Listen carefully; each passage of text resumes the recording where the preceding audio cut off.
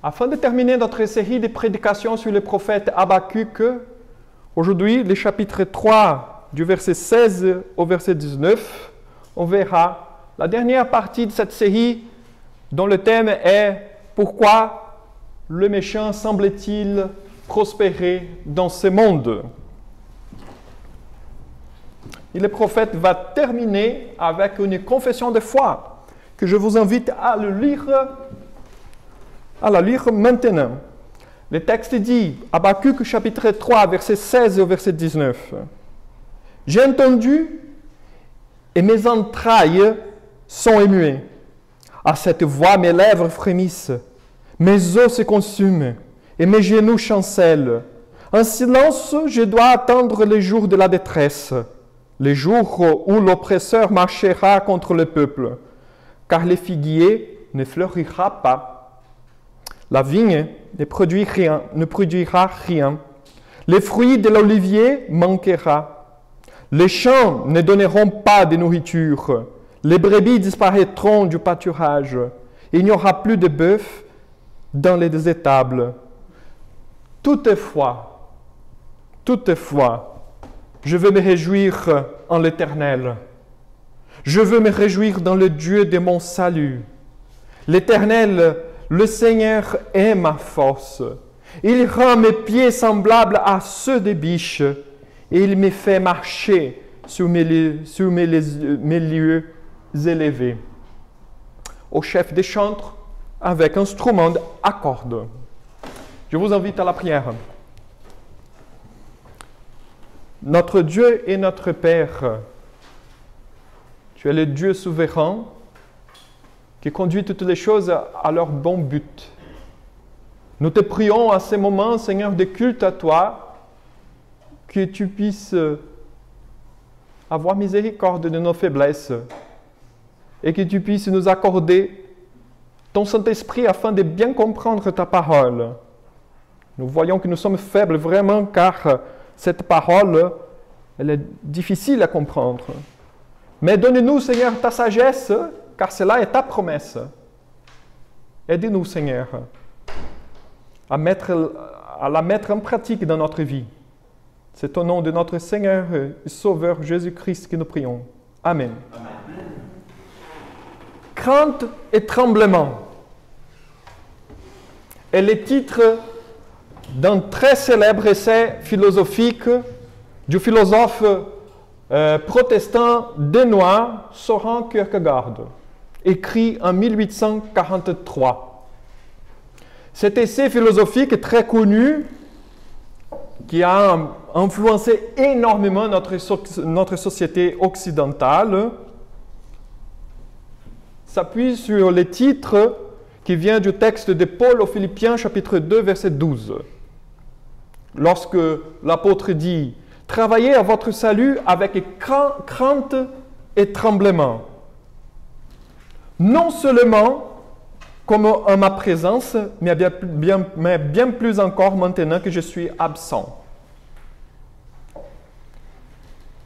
Dans ce texte, l'auteur, le philosophe, il essaye de traiter de la tension entre l'éthique et la foi.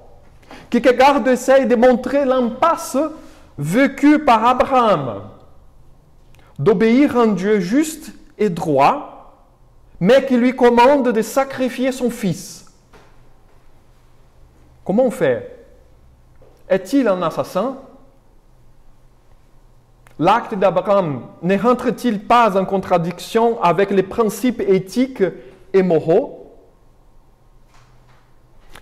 Le philosophe va essayer de montrer qu'il peut exister une discontinuité entre l'éthique et la foi.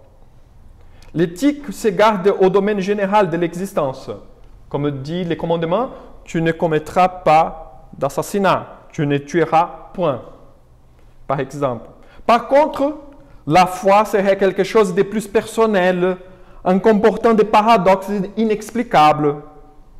Donc la vie de foi serait remplie de ces paradoxes qu'il faut tout simplement obéir dans la crainte et dans le tremblement, non seulement comme dans la présence de celui qui commande, mais bien plus encore maintenant qu'il semble être absent. Je ne suis pas persuadé par la proposition de Kierkegaard, de cette discontinuité existante entre éthique et foi. Les paradoxes existent, comme je les ai déjà montrés en quelques prédications. Mais ce qui attire mon attention est que selon le récit biblique et selon l'œuvre de Kierkegaard, Abraham est peint comme le père de la foi. Néanmoins, la foi d'Abraham n'est pas une n'importe quelle foi. Et c'est là que je voudrais souligner dans cette prédication ce matin. Elle est une foi dans le Dieu souverain. Et il ne s'agit pas d'une n'importe quelle foi dans un Dieu n'importe quel souverain.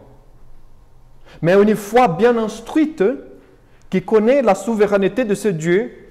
Et puisqu'elle est bien instruite sur la souveraineté, Abraham obéit dans la crainte et dans le tremblement.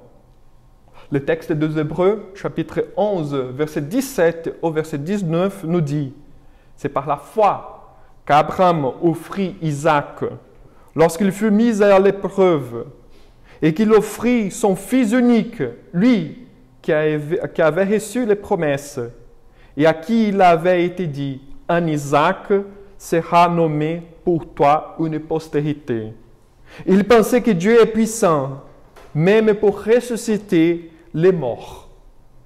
Aussi les recouvra-t-il par une sorte de résurrection. Or, à l'époque d'Abraham, n'existait pas la moindre notion de résurrection des morts. Vous voyez? Cette notion n'existait pas. D'où cela est venu? Cela est mon interrogation. D'où cette notion elle est venue? S'il n'y avait pas à l'époque la moindre notion de résurrection des morts, mais qu'Abraham croyait quand même. Abraham ne connaissait pas la résurrection, mais il connaissait très bien le Dieu souverain. Abraham connaissait cette souveraineté, il vivait selon cette souveraineté. Je ne sais pas si vous avez déjà remarqué, mais il ne bagarrait pas avec Dieu, contre Dieu. Dieu lui dit, tu vas m'offrir ton fils bien-aimé, Isaac. Et il ne va pas dire, non, il y a d'autres enfants, Seigneur, tu peux t'occuper d'autres enfants si tu veux. Non, Seigneur, je ne veux pas t'offrir Isaac, tu m'as promis que c'est lui qui portera la postérité, ma postérité. Non. Abraham, simplement, il dit, oui, Seigneur, je veux le faire. Abraham savait que Dieu est bon, que Dieu est droit, que Dieu est juste et que Dieu jamais demanderait une chose pareille. Mais lorsque Dieu lui a commandé de l'offrir son fils, il a dit oui, tout de suite. Il simplement obéit d'une façon sereine, mais non aveugle. Non aveugle. Au contraire, il est bien conscient de la puissance divine. Il sait que Dieu se pourvoira lui-même de l'agneau pour l'Holocauste, comme il a dit à Isaac lorsqu'Isaac lui a demandé « Où est l'agneau pour le sacrifice ?» Vous voyez la foi d'Abraham, bien instruite, dans la souveraineté divine, dans la providence divine. Une phrase dure, triste, mais pleine de confiance. Vous vous rendez compte de cette phrase? Un garçon de 8 ans s'approche de toi. Dans ton cœur, toi, l'intention de le tuer. Et lui, il demande, où est l'agneau? Et tu dois répondre quoi à ce moment-là? C'était dur pour le cœur d'un papa de lui dire quelque chose. Une phrase triste, dure, mais remplie de confiance. Dieu se pourvoira lui-même de l'agneau pour l'Holocauste. Il s'agit de la même réaction du prophète Habakkuk, mes frères et sœurs, maintenant dans ce texte. Car ces questions sont pleinement répondues à tel point qu'il fut capable d'écrire une des plus émouvantes et vigoureuses confessions de foi dans toute la Bible. Habakkuk, peut-être, il est plus connu justement par ces 3 versets qu'il a écrits. C'est sur cette confession de foi que je vous invite à méditer ce matin. Alors, je voudrais vous faire en 2 moments. D'abord, c'est les changements intérieurs, un changement, réfléchir par rapport à un changement intérieur dans les prophètes et qui nous arrive. Et deuxièmement, le bienfait de la foi, à savoir le repos procuré par la foi. Donc, je vous invite tout d'abord à voir ce changement intérieur dans le cœur du prophète. Nous voyons que cette confession de foi est le fruit d'un grand changement des perspectives théologiques du prophète. Vous voyez, au début du livre, il est opposé à un Dieu bon et juste. Il ne comprenait pas. Un Dieu bon, juste, et le mal qui m'entoure. Comment on fait? Il y a un décalage. Ce n'est pas possible de concevoir un Dieu bon et juste avec tous ces mal qui existent. La perspective théologique correcte du prophète, maintenant, elle est mieux brossée. Elle est mieux peaufinée. Le prophète n'oppose plus ces dieux justes et bons dans un côté et les mal de l'autre côté. Maintenant, le prophète possède une vision unifiée par laquelle il voit un Dieu souverain qui conduit toutes les choses à leur but. Et puisqu'il est souverain, il se sert de tous les moyens existants pour accomplir sa volonté. Au verset 16, Habakkuk montre son propre étonnement devant la puissance du guerrier divin.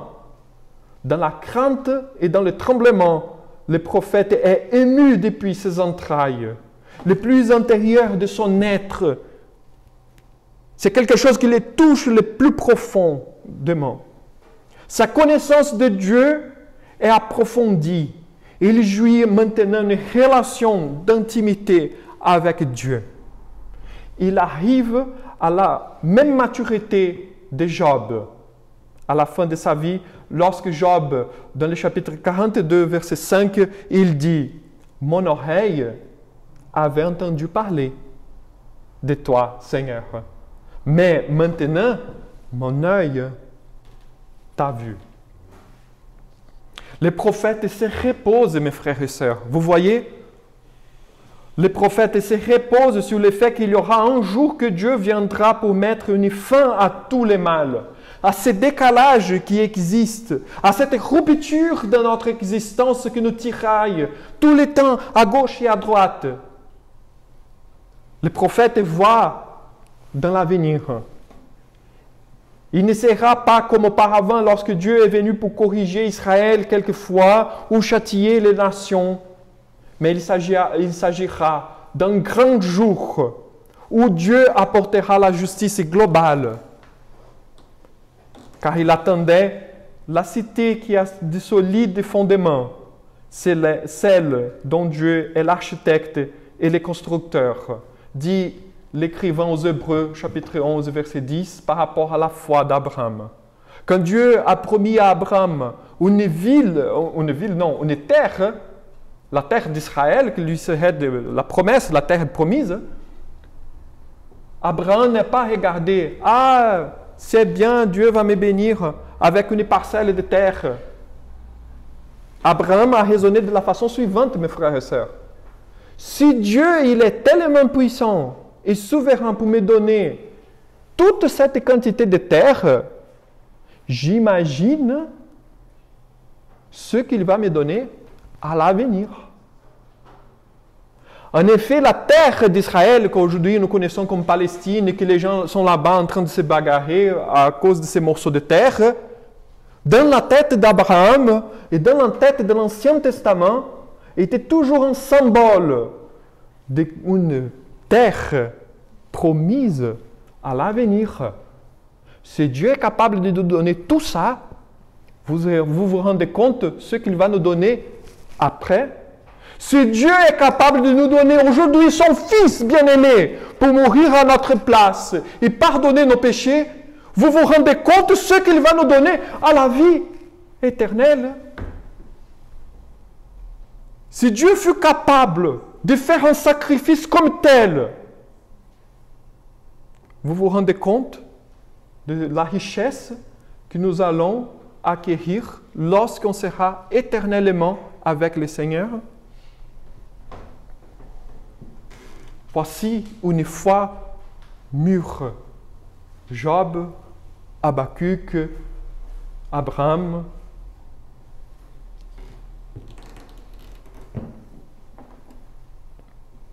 Avec les jugements derniers qui Habakkuk envisage maintenant, et nous aussi, car c'est là les prochains événements que nous attendons dans l'espérance chrétienne, Dieu purgera ce monde définitivement de tout ce qui est mauvais.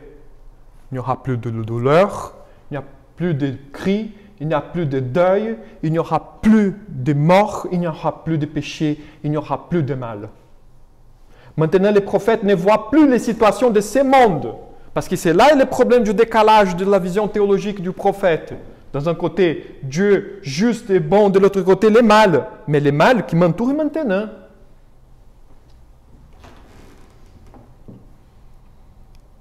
Les prophètes voient les situations comme Abraham les voyait. Beaucoup plus tard, à l'avenir. Ils voient l'avenir, ils contemplent la réalité céleste, car un jour Dieu demandera les comptes à tous les êtres humains et établira son royaume où l'amour est le fondement. Il n'y a que l'amour. Et c'est là est le royaume de Dieu. Babylone est tombée, mes frères et sœurs, dans l'année 539 avant Jésus-Christ. Mais les prophètes regardent plus loin. Non la chute de Babylone terrestre. Les prophètes maintenant ils regardent la chute de la Babylone qui est là aujourd'hui et qui est en train de tromper tous les peuples, toutes les nations, toutes les personnes.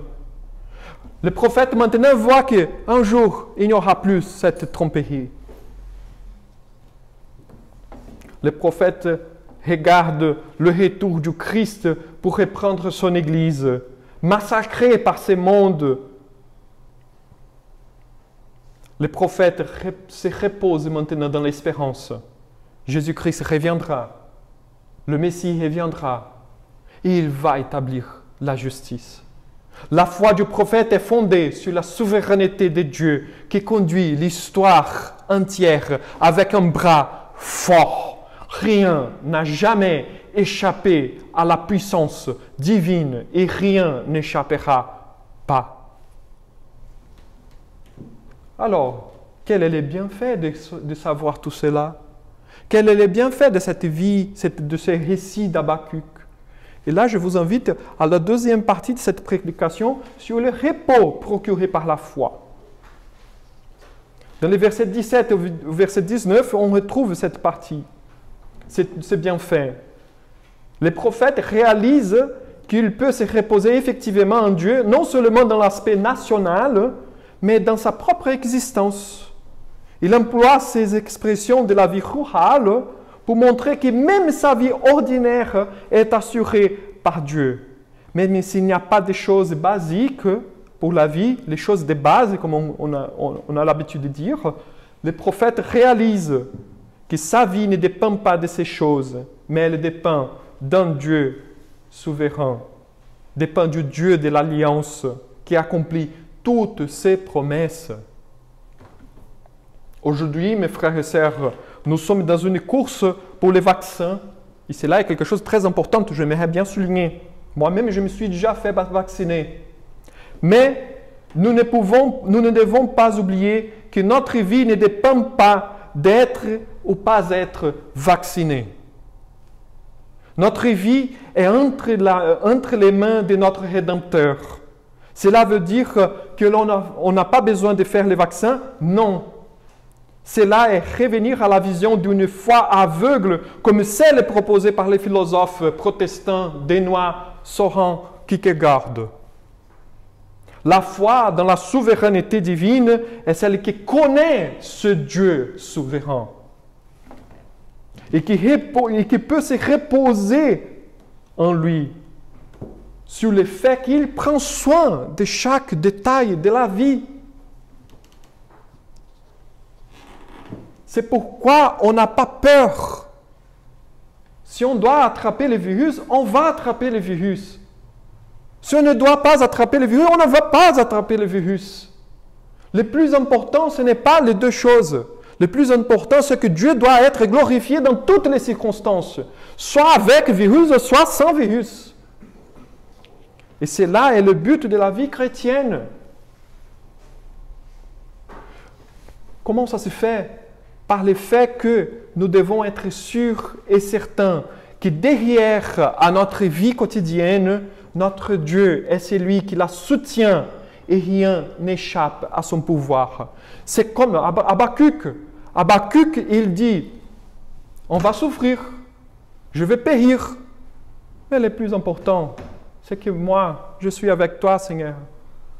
Toi es avec moi et moi, je suis avec toi. À quoi sert savoir et croire en cela? Il sert pour nous donner la tranquillité et le repos. Car si nous ne croyons pas en Dieu souverain, nous allons essayer, mes frères et sœurs, c'est sûr et certain, de nous assurer par notre propre force, par notre propre capacité, et nous allons nous frustrer toujours. Car l'être humain ne peut assurer ni même la minute prochaine de la vie. En outre, avoir confiance en Dieu est la base pour les glorifier. Si l'on veut que notre vie serve à quelque chose, nous devons rendre gloire à Dieu. Car de cette manière, notre vie aura de sens. Il y aura un chemin à suivre. On ne sera pas prise dans les hasards, des contingences de la vie quotidienne. Si je peux ajouter un dernier bienfait pour la croyance en Dieu souverain, c'est la distinction entre ceux qui se reposent dans le Seigneur et qui jouissent une paix immense et ceux qui appartiennent à Babylone, qui ne sont jamais tranquilles, car ils doivent procurer par leur propre force une assurance. Comme je vous ai raconté plusieurs fois dans les prédications précédentes, Babylone, elle semble être riche, elle semble être puissante, elle semble réussir, mais le prix est très, très cher. Par contre, Dieu nous offre la tranquillité et l'assurance d'une façon gratuite. Ils s'obligent à croire en eux-mêmes par des faux raisonnements, par ses propres capacités, par sa lutte quotidienne. Ils peuvent sembler tranquilles de temps en temps, mais dès qu'il y a une crise, ils sont tétanisés par la situation, car ils voient qu'ils n'ont aucun pouvoir sur la vie. Les prophètes montrent que même si les choses basiques de la vie manquent, il va se réjouir en Dieu, car le fondement de son bonheur est sa relation d'intimité avec Dieu, et non l'avoir des choses de ce monde. On peut les avoir, bien sûr, mais la confiance ultime doit être toujours placée en Dieu seul, la source de tout bonheur.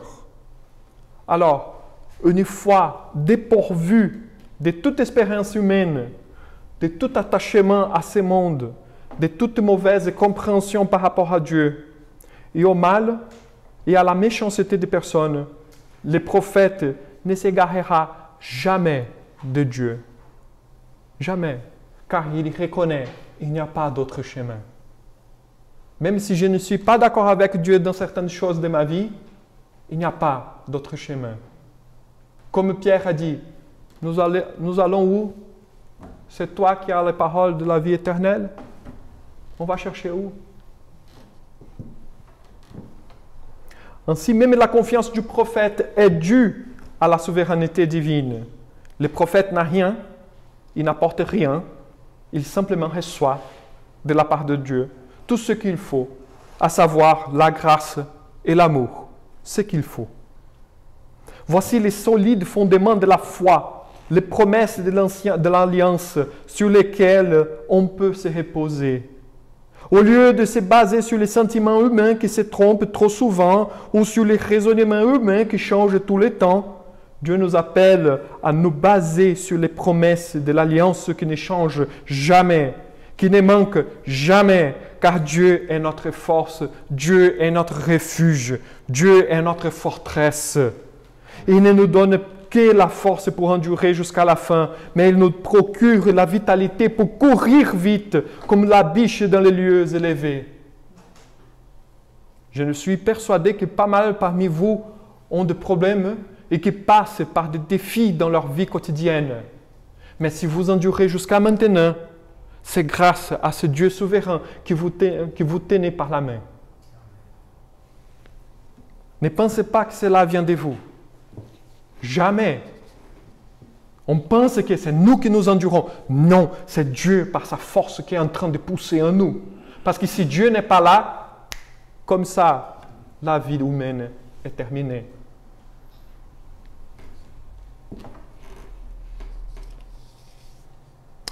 Habakkuk a commencé le livre abattu et triste. Il les termine dans la joie et dans la foi dans ce Dieu souverain. Afin de conclure, notre Dieu n'est pas simplement tout-puissant, il est souverain. Comme je vous ai déjà fait la distinction entre une chose est toute-puissance et autre chose c'est la souveraineté. Cela implique que nous pouvons et nous devons nous reposer en lui, car il prend soin de nous. Et c'est grâce à la souveraineté divine que vous pouvez prier. Vous pouvez vous décharger en Dieu. Et vous avez l'assurance que Dieu vous exauce. C'est grâce à ce Dieu souverain. Amen. Malgré les situations, malgré les difficultés, malgré les épreuves de notre vie, je vous invite à vous attacher à Dieu davantage. Car il nous soutient, il prend soin de nous. Vivons une vie de sainteté afin qu'il ne vienne pas sur nous avec ses corrections, comme un bon père fait avec son enfant. Ainsi, soyons des enfants sages qui apprennent par l'instruction qu'il nous donne dans sa parole, au lieu d'apprendre par les mauvaises expériences. Ne soyons pas comme Judas, qui n'a pas voulu écouter les prophètes. Judas n'était pas sage. Elle a appris à être fidèle par la correction divine avec Babylone. Soyons humbles, toujours humbles, mes frères et sœurs, et attentifs à la parole de Dieu, car elles sont la vie. Reconnaissons que notre vie est entre les mains du Créateur, et à lui soit toute la gloire pour les siècles des siècles. Je vous invite à la prière.